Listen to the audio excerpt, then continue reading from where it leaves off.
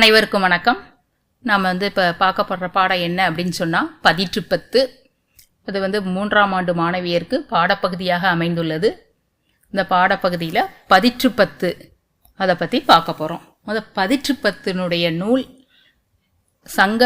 சங்க இலக்கியங்களில் ஒன்று, 8 தொகையில் ஒன்றான பதிற்றுப்பத்து. சேர மன்னர்களை மட்டுமே இந்த நூல் சங்க நூல் பேசுகின்றது. 10 சேர அரசர்களை பற்றி 10 புலவர்கள் ஓர் அரசருக்கு 10 பாடல்களாக பாடியதாலேயே இதற்கு பதிற்றுப்பத்து எனப்பட்டது. ஒவ்வொரு பாட்டின் முடிவிலும் வண்ணம், துறை, தூக்கு, பாடலின் பெயர் ஆகிய குறிப்புகள் இடம்பெறுகின்றன. இதில் நான் சொல்ல போகிறது பதிற்றுப்பத்தில் 5ஆம் பத்தை பற்றி சொல்ல போகிறேன். 5ஆம் பத்தினுடைய பாட்டுடை தலைவன் கடல் பிறகோட்டிய செங்குட்டுவன்.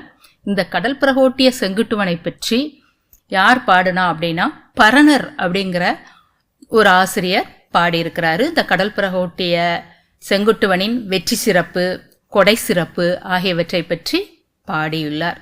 இந்த கடல் பிறகோட்டிய செங்குட்டுவன் யார் அப்படின்னு சொன்னால் நெடுஞ்சேரலாதருக்கும் மணக்கிள்ளிக்கும் மகனாக பிறந்தவர். இவர் பத்தினி தெய்வம் கண்ணகிக்கு சிலை செய்ய வேண்டி இமயத்தில் கல்லெடுத்து கங்கையில் நீராட்டி கண்ணகிக்கு சிலை எடுத்தவர். அடுத்து இவருடைய வெற்றி என்ன அப்படின்னு பார்த்தோம்னா பூங்கொத்துகளோடு படர்ந்த நெய்தல் கொடிகள் நிறைந்த வியலூரை வென்றவர்.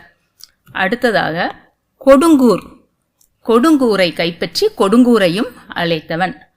பழையன் அப்படிங்கிற ஒரு குறுநிலன் மன்னன் இருந்தாரு. அந்த குறுநில மன்னனுக்குடைய காவல் மரம் வேப்ப மரம். அந்த வேப்ப மரத்தை அடியோடு வெட்டி வீழ்த்திய பெருமை உடையவன் இந்த கடல் பிறகோட்டிய செங்குட்டுவன். அடுத்து பார்த்தீங்கன்னா மலை சிகரங்கள் உடையதுமான இமயமலைக்கு வட எல்லையாகவும் தெற்கெல்லை குமரியாகவும் இருக்கின்ற இரண்டிற்கும் இடைப்பட்ட நிலத்தில் வாழும் பகை அரசர்களை முரசு சிதைய போரிட்டு வெற்றி கொண்டவன். அப்புறம் அருகை அப்படின்னு ஒரு குறுநில மன்னன் இருந்தாப்புல. அந்த மன்னன் உடைய நண்பன் மோகூர் நாட்டு மன்னனான நன்னன். 2 பேரும் நண்பர்கள். இருந்தாலும் நன்னன் யார் அருகை மன்னனை போரிலே வென்று நாட்டை விட்டு விரட்டிய கொடிய துன்பத்தை வழங்கினான். இதை பார்த்த கடல் பிறகோட்டிய மன்னன் நன்னன் நாட்டில் மீது படையெடுத்து சென்று அவன் வீரப்பெருமைகளாம் அழிய செய்தவன் கடல் பிறகோட்டிய செங்குட்டுவன். அடுத்து 7 முடியரசர்களை வெற்றி கொண்டதற்கு காரணமாக அவர்களது மணிமுடியை கொண்டு செய்த பொன்னாலான அணிகலன்களை அணிய செய்தவன். அடுத்து பகைவழி சிலர் செங்குட்டுவன் படம் நடத்தி வர்றான் அப்படின்னு தெரிஞ்சாலே ரொம்ப பயந்து நடுங்கக்கூடிய தன்மையை உடையவர்களாக இருந்தாங்க. ஓடி அவன் தேர்காரில் விழுந்து இறந்தவர்கள் பலரானார்கள். அடுத்து கடல் நடுவில் உள்ள தீவில் இருந்து கொண்டு இந்த மரக்கலங்களை கொள்ளையடித்த அந்த கொள்ளையர்களை கடலுக்குள்ள சென்று வேல் வீசி அழித்த பெருமையை உடையவன். அடுத்து பகைவர்களுக்கு என்னைக்குமே பணியாத ஆண்மையை உடையவன். போர் முனையில் அவனுடைய கண்களில் பார்த்தீங்கன்னா அப்படியே ஒரு சினத்தீ பொங்கக்கூடிய பகை அரசர்களை சுட்டரித்த கோபத்தை உடையவன். அடுத்து செங்குட்டுவனுடைய படையை பார்த்து பயந்தவங்க அவனை தஞ்சம் அப்படின்னு அவனை அடைச்சிட்டாங்கன்னா அவங்கள பாதுகாப்பு அரணாக பாதுகாப்பவன்.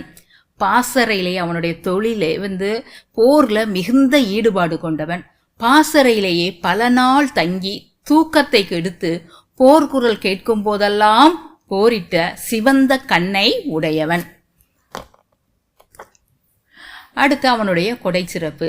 போரில் அவங்க கூட வந்தவங்க அவனை பற்றி பாடினவங்களுக்கு என்னென்ன கொடையெல்லாம் வழங்கியிருக்கான் அப்படிங்கிறத பார்க்கலாம். போரில் வெற்றி பெற்ற வீரர்களுக்கும் பாணர்களுக்கும் நீலமணி போன்ற கல்லை உண்ணத்தந்து அவர்களை மகிழ்ச்சி கொள்ள செய்பவன்.